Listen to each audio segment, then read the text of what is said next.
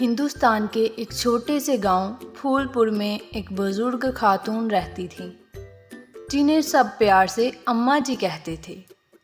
अम्मा जी की दुनिया उनका आंगन, उनकी भैंस लाली और उनके 2 बेटे थे, रमेश और सुनील।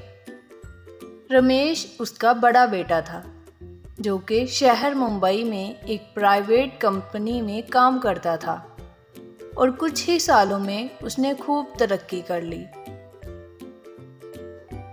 जिसके बाद उसकी शादी नैना से हुई जो एक अमीर बाप की बेटी थी। नैना खूबसूरत, स्टाइलिश और इंग्लिश बोलने वाली लड़की थी जो सिर्फ कैफ़े और शॉपिंग मॉल में ही खुश रहती। दूसरी तरफ सुनील उसका छोटा बेटा था जो कि गांव के प्राइमरी स्कूल में मास्टर था। वो बहुत ज़्यादा सादा, शरीफ और अपनी अम्मा जी की आंख का तारा था। उसकी शादी अम्मा जी ने अपनी पसंद से एक गांव की सीधी सादी लड़की जिसका नाम कमला था उससे करवाई, जो अपने घर वालों में सबसे छोटी थी और हर त्यौहार पर साड़ी पहनकर घर के आंगन में रंगोली बनाती। इसी तरह इन दोनों की शादी हुई। शादी के बाद पहली बार दोनों बहुएं अम्मा जी के घर एक साथ आईं। अम्मा जी ने दोनों के लिए खाने में सरसों का साग, मकई की रोटी और मिट्टी के तंदूर में गुड़ की गचक बनाई। जब वो सब लोग खाना खाने लगे तो नैना नाक सिकुड़ कर कहती है, ये खाना, ये साग। मोम, यहाँ तो कोई एयर कंडीशनर भी नहीं है, ये लोग हाथ से खाना खाते हैं। ये सुनकर कमला मुस्कुराई। कमला ने मुस्कुरा कर कहा, अम्मा जी, ये साग तो खुशबू से ही मजेदार लग रहा है, थोड़ा मक्खन डाल दो। अम्मा जी ने कमला को प्यार से देखकर कहा, मैंने भगवान से ऐसी ही बहू की दुआ मांगी थी। जिसके बाद कमला ने खुश होकर खाना खाया। दूसरी तरफ नैना बहू ने खाने से सिर्फ एक नवाला लिया और वो भी मुंह बिगाड़ते हुए। गांव की रवायत थी कि हर पीर को घर की औरतें झाड़ू लगाकर आंगन में पानी छिड़ककर कच्चे सेहन को चमकाती थी। रिवाज के मुताबिक कमला ने सुबह साड़ी पहनकर चोटी बनाई, चूड़ियां पहनी और आंगन में झाड़ू लगाया और साथ में कमला ये गा रही थी,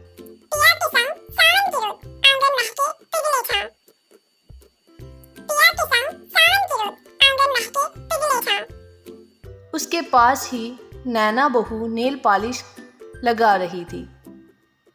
उसने बड़ी हैरानगी से कमला से कहा, कमला, तुम रोज ऐसे ही झाड़ू लगाती हो? What a waste of time! तुम लोग रोबोट वैक्यूम क्यों नहीं लेते? ये सुनकर अम्मा जी को तो गुस्सा ही आ गया। Robot vacuum?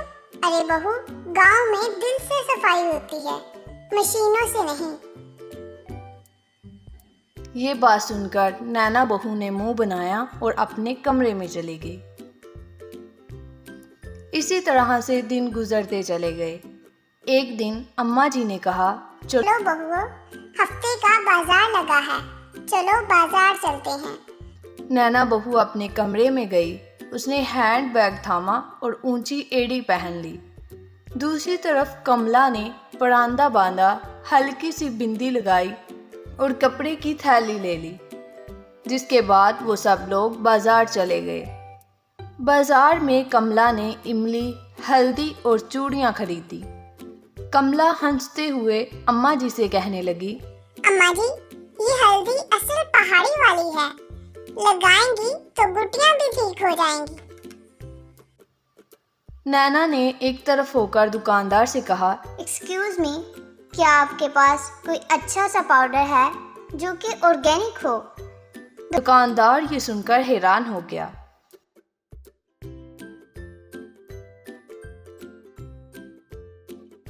जिसके बाद नैना बहू मुंह संवारती हुई उस दुकान से चली गई।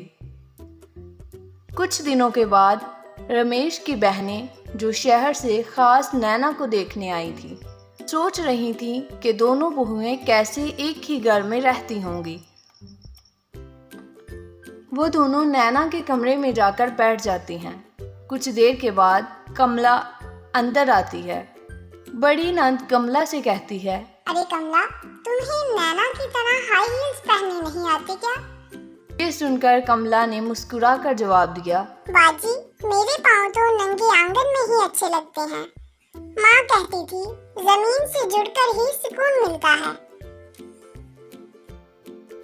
दूसरी नंद ने नैना से कहा, वाओ, क्या ब्यूटी क्रीम है, क्या ये आपकी है? उसने कमला का मजाक उड़ाते हुए कहा, कमला तो खेतों में काम करती है, देखना वो आपसे पहले ही बुढ़ी हो जाएगी। नैना मुस्कुरा कर कमरे में से चली गई। लेकिन कमला की सादगी ने सबको शर्मिंदा कर दिया। घर के आंगन में सफाई, रंगोली, मिट्टी के दिए और मिठाइयों की खुशबू फैल रही थी, क्योंकि दिवाली करीब आ रही थी। अम्मा जी ने कहा, इस बार तो दिल चाह रहा है दोनों बहुओं को देखकर दिवाली खास मनाऊं। कमला ने कहा, अम्मा जी, आप बस बैठे, मैं सफाई शुरू कर देती हूँ। दूसरी तरफ नैना कपड़े प्रेस करते हुए बोलती है, मोम, मैं कुछ फेरी लाइट्स, कैंडल और स्कैंटेड वैक्स मंगवा रही हूँ। अम्मा जी ने ये सुनकर नाक चढ़ाते हुए बोला, हमारी दिवाली दियों से रोशन होती है, ना कि बैटरी की लाइट से। दूसरी तरफ कमला ने गाय के गोबर से चौका लगाया, आम के पत्ते लाकर दरवाजे पर बंद नवार बांधा और कमर पर साड़ी संभालने लगी। दूसरी तरफ नैना ने फेरी लाइट्स लगाई, हैंड क्रीम लगाई और सेल्फी लेने लगी।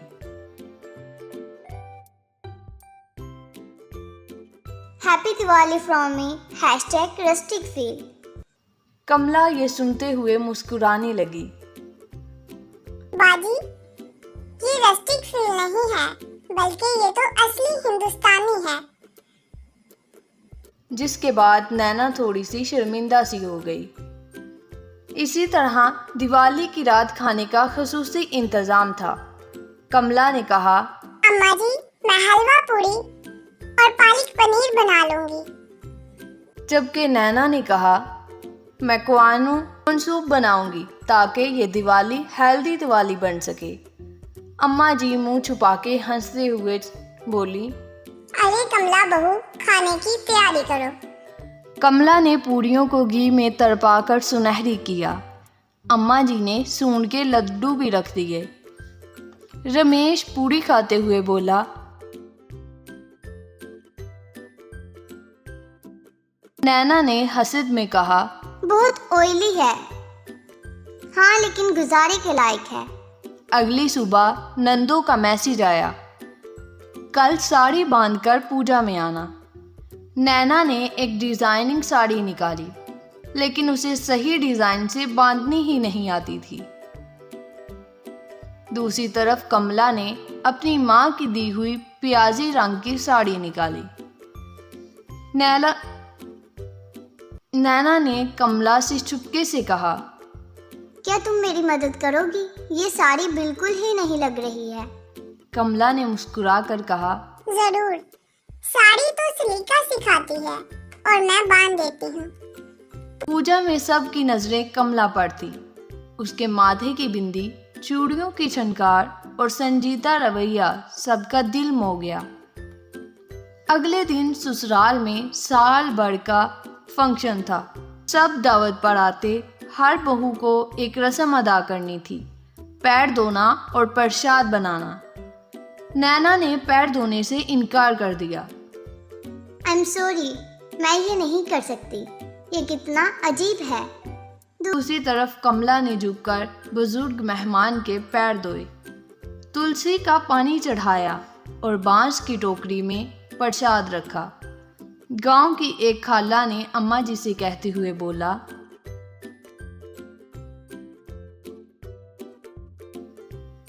नैना ने जब ये सुना तो कुछ भी नहीं कहा, बस चुपचाप अंदर चली गई। अगली सुबह नैना की आंख जल्दी खुल गई। वो बाहर निकली तो कमला अम्मा जी के पांव दबा रही थी। और अम्मा जी दुआएं दे रही थी। कमला, तेरे हाथ में जादू है। नैना ने थोड़ा सा तकिया संवारा और दिल ही दिल में सोचा, काश मुझे भी ये प्यार मिलता, पर मैंने कभी कोशिश ही नहीं की। उस दिन नैना ने कमला के साथ बैठकर पहली बार चूल्हा जलाया, तंदूर पर रोटी बनाई, चूड़ी पहनी और पहली बार खुद साड़ी बांध दी। नैना ने शर्मिंदगी से कमला से कहा, मुझे माफ कर दो, मैंने तुम्हें बहुत ज़्यादा परेशान किया है। ये सुनकर कमला मुस्कुराने लगी। बाजी, अब तो हम दोनों एक ही घर की बेटियां हैं ना। इसी तरह वो एक दूसरे के साथ घुल मिलकर रहने लगी।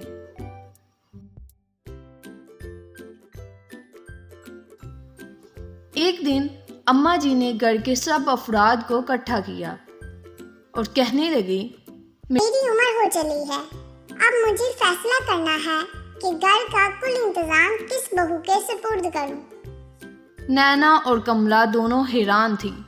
तुम दोनों को कल सुबह एक काम देना है, एक खाली कमरा, उसे ऐसे भरना कि दिल खुश हो जाए। जिसका कमरा ज्यादा दिल को भाएगा वही सच्ची बहू होगी। नैना ने अगली सुबह कमरे की सजावट की, जिसमें स्कैंटेड कैंडल्स, फेरी लाइट्स और बहुत ज़्यादा खूबसूरत कुशन्स लगाए। दूसरी तरफ कमला ने वही कमरा धोकर आंगन से मिट्टी लाकर रंगोली बनाई, दिए जलाए और गुलाब के पत्ते बिछाए।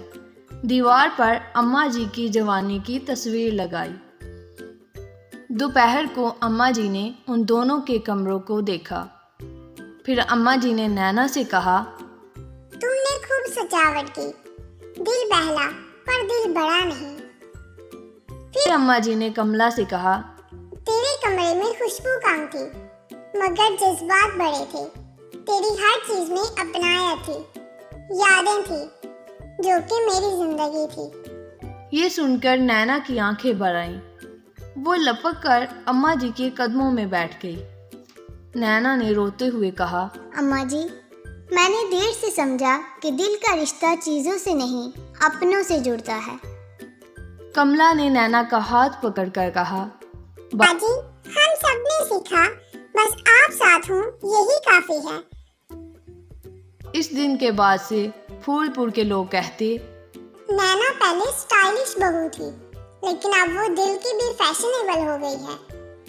कमला तो पहले भी सोने जैसी थी और अब दोनों मिलकर सोने का घर चला रही हैं। अम्मा जी सुकून से झूले पर बैठकर दोनों बहुओं को चाय पीते देखती थी। एक ने शहर का स्टाइल दिया, दूसरी ने गांव का सलीका।